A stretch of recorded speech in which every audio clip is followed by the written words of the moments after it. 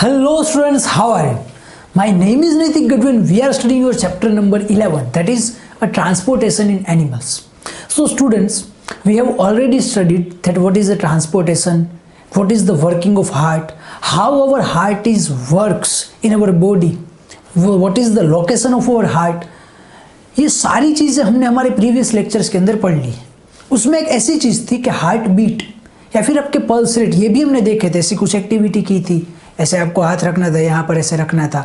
Okay, तो हमने देखा था कि 1 मिनट में जितनी भी बार आपके पल्स धक धक धक धक होता है उसे हम पल्स रेट कहते हैं। ये सारी चीज़ें हमने ऑलरेडी देखी हुई है। तो इस लेक्चर में हम देखेंगे कि व्हाट इज़ हार्ट बीट। अब हार्ट बीट क्या है, हार्ट बीट क्या होती है, उसका क्या काम, ये सारी चीज़ें हम इस लेक्चर में देखेंगे। तो चलो आगे देखते हैं कि the walls of the chambers of the heart are made up of muscles.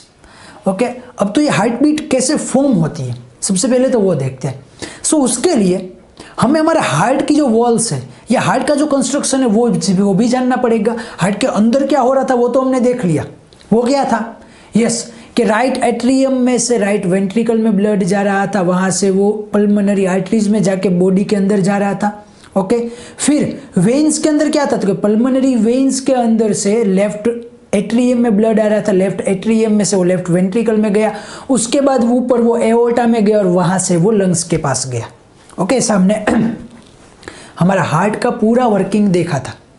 तो the walls of our heart is made up of muscles. जो हार्ट की वॉल्स है, जो हमने हार्ट की फिगर देखी उसकी वॉल्स यानी कि जो उसकी आउटर एज है, ओके, हार्ट की वॉल्स किससे बनी है, मसल्स से बनी हुई है। And their muscles contract and relax rhythmically.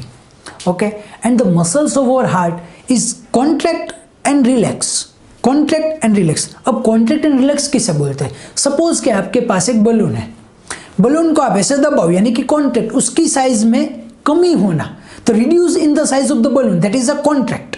और कॉन्ट्रैक्शन जिसे हम कॉन्ट्रैक्शन, संकोचना, ऐसा कुछ बोलते हैं। ओके, तो ये कॉन्ट्रैक्ट हो गया। एंड रिलैक्स यानी कि वो वापस अपनी पोजीशन में आ गया। तो हमारे हार्ट में भी ऐसा होता है, कंटिन्यूस धक धक धक धक धक धक धक धक धक धक धक धक धक धक। अगर आपने ना देखा हो ना तो ऐसा कोई वीडियो सर्च करना, हमारा हार्ट ऐसे होता रहता है, यानी कि ये contract relax contract relax contract relax contract contract, बस ऐसा कंटिन्यूसली होता रहता है।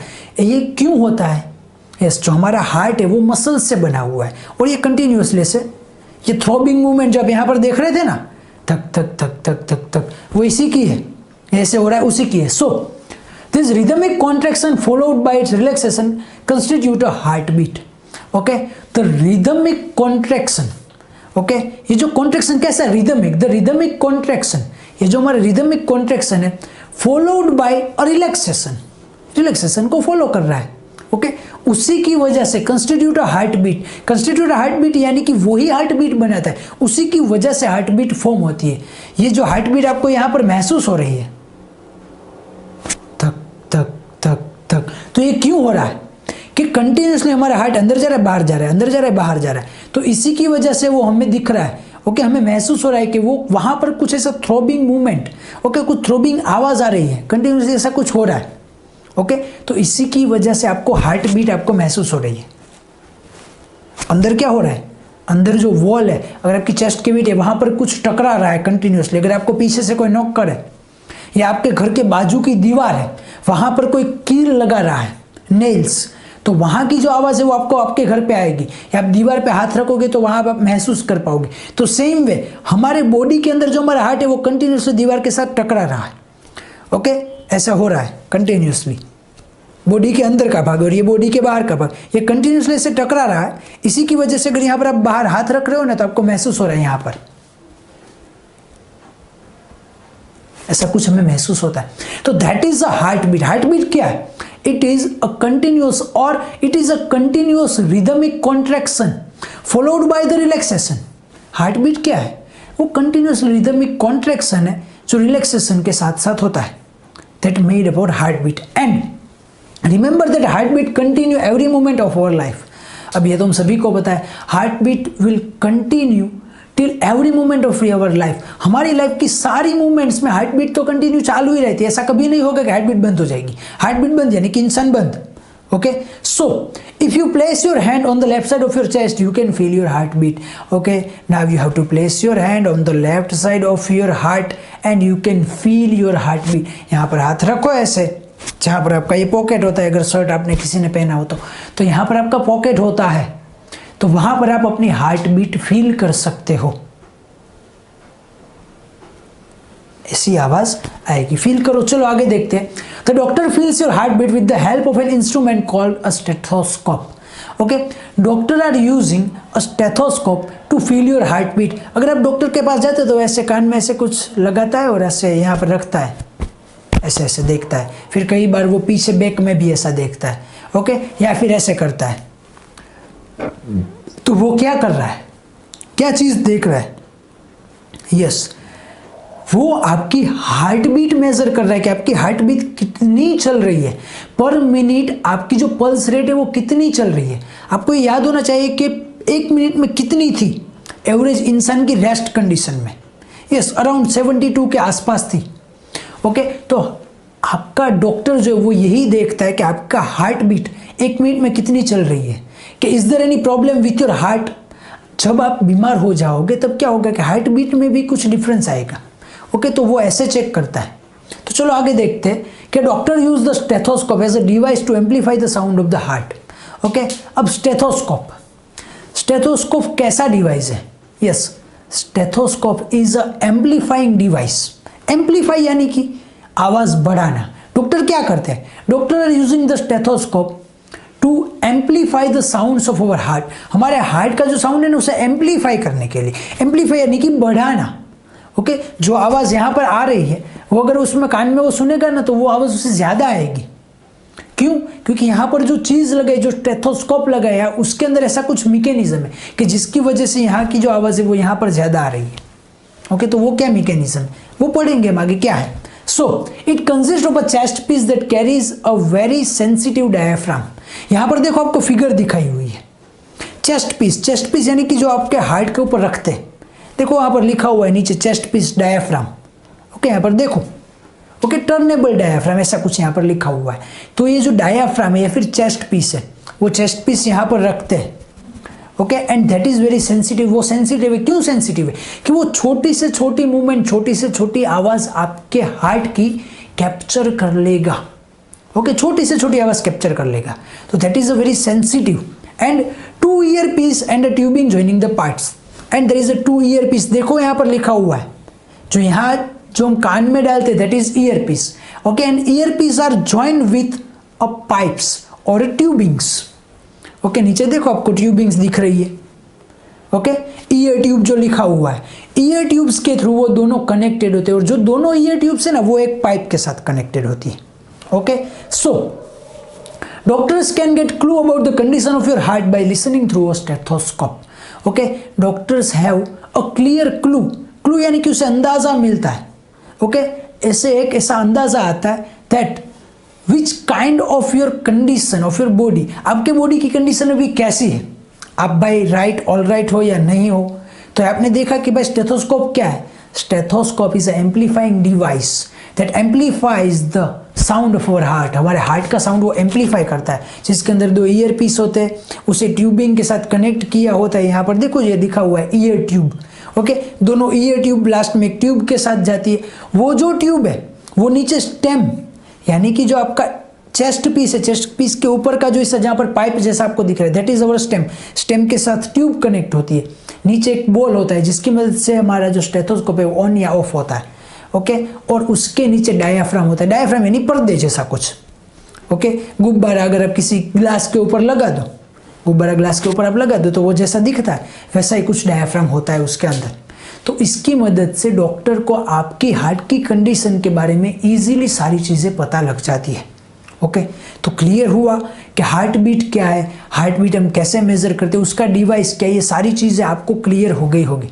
तो चलो अब हम आगे देखते हैं कि हमारा नेक्स्ट टॉपिक के अंदर क्या है। तो नेक्स्ट टॉपिक हमारा अगर हम स्टार्ट करें उससे पहले ऐसा करते हैं कि पीछे का थोड़ा सा रिकॉल कर लेते हैं। हमने क्या क्या देखा? यस, हमने ट्रांसपोर्टेशन इन एनिमल्स, एनिमल्स के अंदर ट्रांसपोर्टेशन सारी चीज़ें देख ली। कि भाई क्या क्या होता है, कैसे होता है, क्या चीज़ें होती है, ये सारी चीज़ें हमने पता लगा ली। तो अब हमारा नेक्स्ट टॉपिक जो है that is exertion in animals. क्या है एक्सर्शन इन एनिमल्स? यानी कि जो आप अंदर लेते हो इनपुट, उसे बाहर निकालने की प्रोसेस, आउटपुट की प्रोसेस, दैट इज एक्सर्शन। तो चलो देखते हैं कि एक्सर्शन क्या है। Yes, recall how carbon dioxide is removed as a waste from the body through the lungs during exhalation. Yes, first of all you have to recall that how we are out, हमारा जो carbon dioxide produce हो रहा है, okay, how we are remove our carbon dioxide from our body through the lungs. Carbon dioxide कैसे remove होता है? Yes, blood के ऊपर बैठ के आता है, वो हमारे लंग्स के पास आता है, वहां से नोज से बाहर निकल जाता है। ये हमें पता है, हमने पहले ही देख लिया हुआ है। So also recall that the undigested food is remove during the egestion. Okay, ये फर्स्ट चीज क्या थी कि जो भी हमने ऑक्सीजन लिया था, जो भी हमने एयर ली थी, उसमें से कार्बन डाइऑक्साइड बाहर निकालना with the help of the our transportation system, जो लंग्स है उसकी मदद से। Okay, and the second one, whatever the food that we are eating by our mouth, okay, उसे हम कैसे बाहर निकाल रहे हैं? यस, उसे हम रिमूव कर रहे हैं इजेशन की मदद से। इजेशन जो प्रोसेस है उसकी मदद से। And let us now find out how the other waste material are remove from our body. Okay, अब हमें दो चीज तो पता है कि जो खाना खाते हैं वो कैसे बाहर निकलता है, और ये जो हम ऑक्सीजन ले रहे हैं उसमें कार्बन डाइऑक्साइड वो कैसे बाहर निकलता है। Then what about the other objects, what about the other materials? दूसरे मटेरियल कैसे रिमूव होते हैं? पानी भी पीते हैं सर, वो कैसे रिमूव होता है? हाँ, यस, यूरिनेशन से रिमूव होता है। ऐसे ही होता है ना? तो यस, यूरिनेशन से रिमूव होता है। तो अंदर बॉडी के अंदर कुछ प्रोसेस होती होगी, वो तो हमें नहीं पता है, चलो वो भी देख लेंगे, वो भी फाइंड कर लेंगे। So you may wonder where this unwanted materials come from. अब ये पता चला कि वेस्ट को रिमूव करना है, बट ये वेस्ट आता कहाँ से? अगर हम पानी पीते तो वो तो हमारे यूजफुल है, तो उसमें वेस्ट कहाँ से आता है? ऑक्सीजन ले रहे तो ऑक्सीजन हमारे काम का है, तो उसमें ये कहाँ से आता है? फूड में कहाँ से आता है? तो ये जो अनवांटेड पार्टिकल्स है, वेयर दे कम फ्रॉम, वो कहाँ से आता है? वो सोचना है आपको, आगे हम देखेंगे कहाँ से आता है। ओके, चलो, कि whenever cell perform their function, certain waste products are released.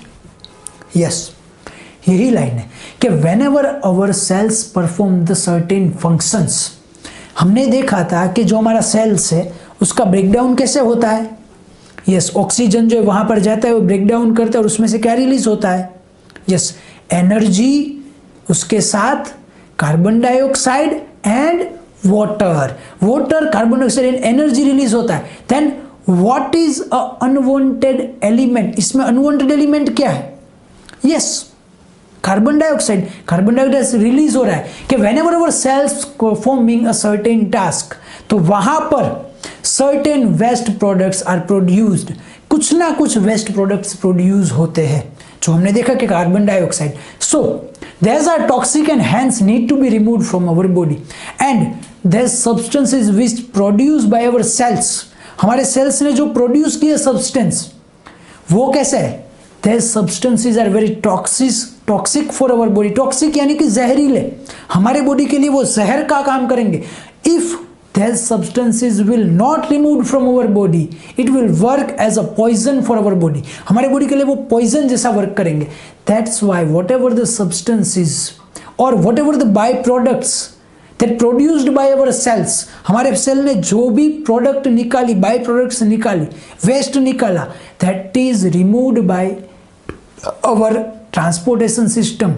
हमारी जो ट्रांसपोर्टेशन सिस्टम है उसमें से वो रिमूव होना ही चाहिए, वेस्ट को हमें रिमूव करना पड़ेगा।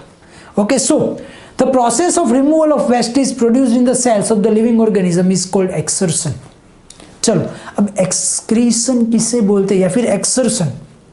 ओके, आप एक्सक्रीशन बोल सकते हो या फिर एक्सर्शन बोल सकते हो। सो यहां पर लिखा हुआ है कि the process of removal of waste is produced by our cells. Okay, ऐसी process, the process of removal of waste is, किसकी process? To removal of waste is, कब और कहां से? To removal of the waste is produced from our cells, हमारे cell ने जो produce किया, प्रोड्यूस्ड फ्रॉम अवर सेल या फिर produce in the cells, okay, in the living organism is called excretion. Okay, हमारे बॉडी के अंदर जो भी सेल ने बाई प्रोडक्ट्स, जो भी वेस्ट प्रोड्यूस किया, उसे निकालने की जो प्रोसेस है दैट इज कॉल्ड एक्सक्रीशन या फिर एक्सर्शन। ओके, तो आप अपनी लैंग्वेज में कुछ भी लिखो, यहाँ पर ऐसा लिखा है कि the process of removal of waste is produced in the cells, okay, in the living organism, that is called excretion. ऐसा नहीं कि आपको यही लिखना है, आप अपनी तरह से कुछ भी लिख सकते हो। आप ऐसा लिखो कि whatever the waste produced in our cells that is removed by our body and that process is called the excretion। तो ये भी सही है। ओके, इससे हमें बाहर निकालना पड़ता है, जो वेस्ट प्रोड्यूस हुआ उसे हमारे बॉडी में से बाहर निकालना पड़ता है, that removal process is called the excretion.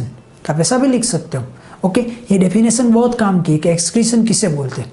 Okay, so the part involved in the excretion from the excretory systems and whatever the parts that involves in the excretion, excretion के अंदर जितने भी parts involved है that forms a excretory system, वो क्या बनाते हैं, वो पूरी excretory system बनाते हैं कि जो भी आपके बॉडी के अंदर वेस्ट प्रोड्यूस हुआ है उसे निकालने के लिए कोई एक पार्ट तो नहीं होगा, कोई एक ऑर्गन नहीं होगा।